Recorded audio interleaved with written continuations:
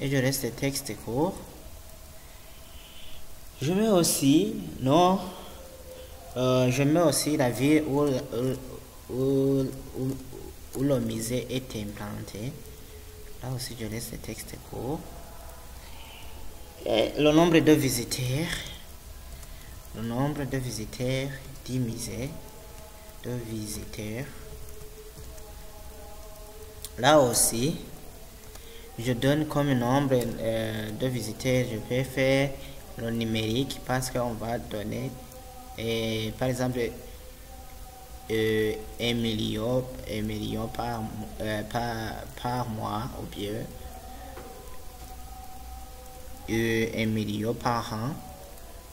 Donc ça dépend de comment les visiteurs aiment visiter la musée. Et je choisis alors la clé primaire comme nom musée. Je fais sur clé primaire. Là je ferme et je vais enregistrer les modifications apportées à la structure table 1 et je vais appeler la table correspondante comme musée, table musée, et je clique sur OK. Là je viens de créer la table musée. Je ferme et je vais créer la table tableau. Je passe dans l'onglet créer et création de table. Donc un tableau est caractérisé par le numéro du tableau. Donc c'est comme champ identifiant nos tableaux. Le numéro du tableau, nos tableaux.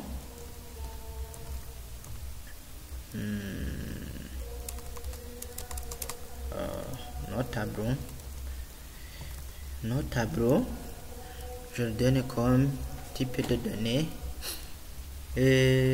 numéro auto par exemple. Si c'est nécessaire, je peux donner un numéro auto. Le numéro auto, non. Là je donne un numérique par exemple. Je donne un numérique.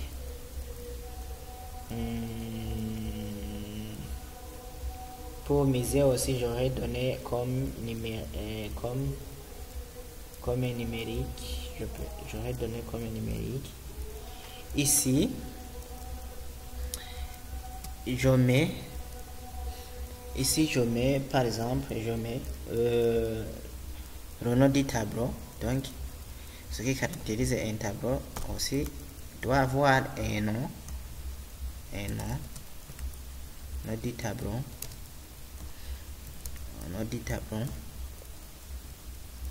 Qu'est-ce que j'écris? Nos tableaux. Et je reste par exemple texte court. Et le nom du tableau, je peux donner aussi bois ou bien toile, bois ou bien toile. Ce qui caractérise un tableau, je peux donner comme bois / toile.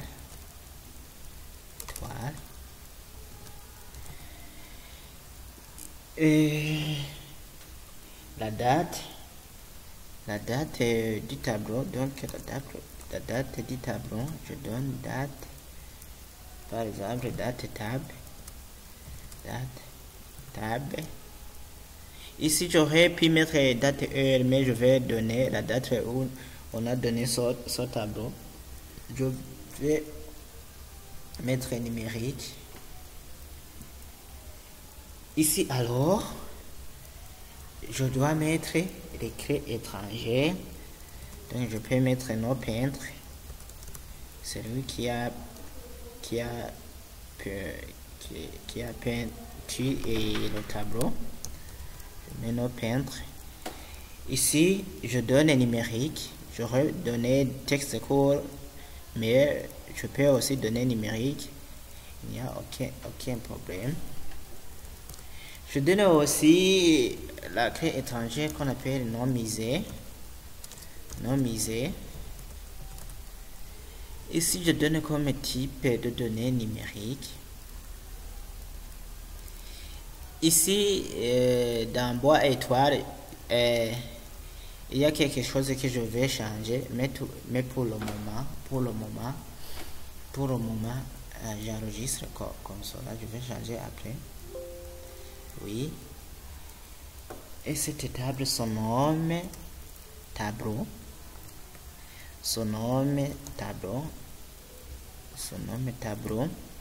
Et puis je clique ici, OK.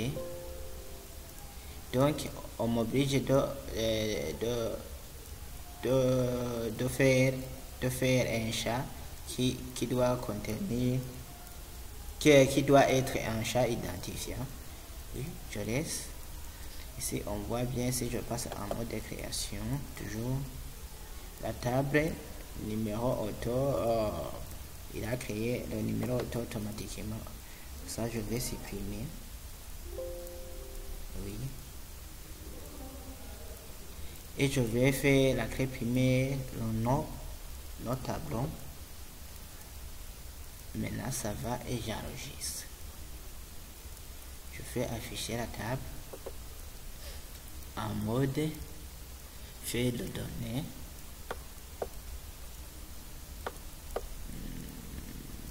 Là ça va. Et je vais créer alors les relations entre les tables. Pour créer des relations entre les tables, vous devez fermer la table. Si vous ne fermez pas la table, ça ne va pas marcher. Je vais créer les relations. Si je fais et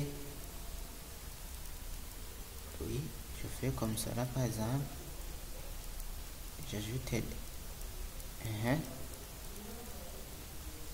si je mets misère,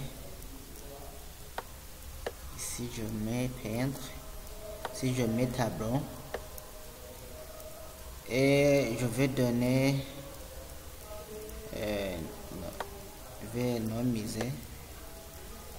et j'applique ceci et je fais créer. Ici on m'affiche le moteur de base de données n'a pas pu verrouiller la table tableau car elle est déjà utilisée pour une autre personne ou un autre processus. Donc vous devez fermer la table, sinon ça ne va pas marcher. Oui, j'enregistre. Regardez, si je ferme la table, oui, j'enregistre, et que je reviens sur les relations qu'on avait, ça j'ai déjà ajouté cela, et on vient sur nomiser et je clique sur appliquer l'intégrité référentielle et je fais créer. Maintenant ça va, et aussi je peux mettre aussi. Donc vous pouvez déplacer votre curseur, votre table comme vous voulez. Appliquer l'intégrité référentielle, ajouter les options complémentaires à l'intégrité référentielle qui sont mettre à jour en cascade les champs correspondants, effacer en cascade les enregistrements correspondants, et puis vous créez. La table qu'on vient de créer, qui lie la table peinte et la table mise, s'appelle la table de jonction. Donc si la table de jonction, vous verrez des signes comme infini. Ça cela veut dire que si vous trouverez un chat où il y a infini, cela veut dire que c'est un chat analogue ou bien une clé étrangère. Ça c'est ça, nos peintres et nos musées, ce sont des clés étrangères.